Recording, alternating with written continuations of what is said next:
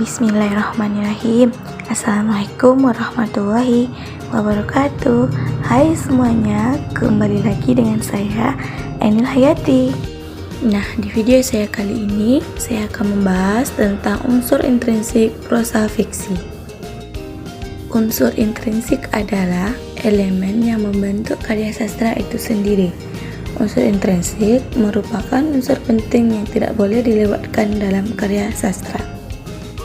Nah, sedangkan prosa fiksi adalah karya sastra yang berupa cerita rekaan atau hayalan pengarang. Berikut ini ada unsur-unsur intrinsik prosa fiksi, yaitu yang pertama tema, amanat, alur atau plot, tokoh, penokohan, latar, sudut pandang, dan gaya bahasa. Nah, baiklah, saya akan jelaskan satu persatu dari unsur-unsur intrinsik tersebut. Yang pertama yaitu tema. Tema adalah gagasan pokok atau ide pikiran yang diungkapkan dalam cerita penulis. Tema prosa fiksi terdiri dari tema utama serta beberapa topik bawahan. Sedangkan tema dalam cerpen biasanya hanya berisi satu topik. Yang kedua yaitu amanat. Amanat adalah pesan yang disampaikan oleh pengarang kepada pembaca.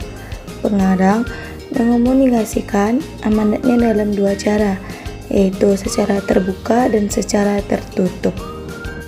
Selanjutnya, yang ketiga yaitu alur atau plot. Alur atau plot adalah rangkaian peristiwa dalam sebuah cerita yang digambarkan oleh penulis yang disusun secara kronologis, di mana alur cerita tersebut terkait dengan alur cerita lainnya. Berikutnya, yang keempat yaitu tokoh.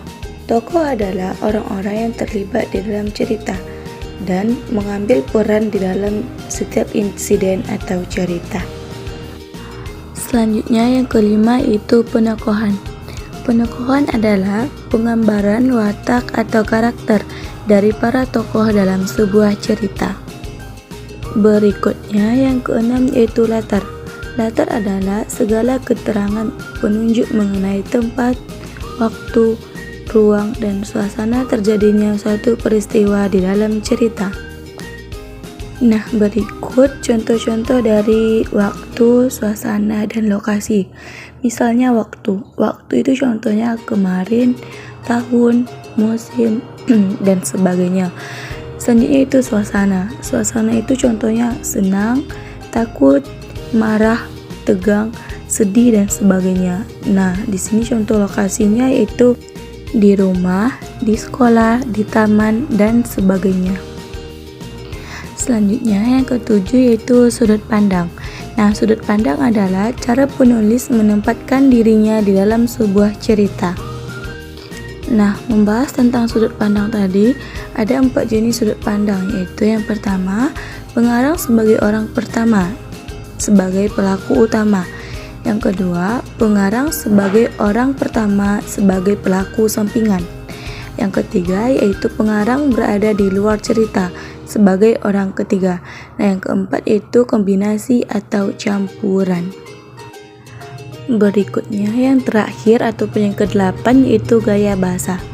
Gaya bahasa disebut juga majas.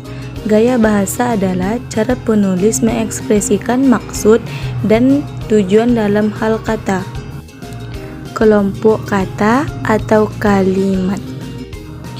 Nah, baiklah, hanya itu pembahasan unsur intrinsik prosa fiksi yang dapat saya sampaikan. Lebih dan kurang saya mohon maaf. Wassalamualaikum warahmatullahi wabarakatuh.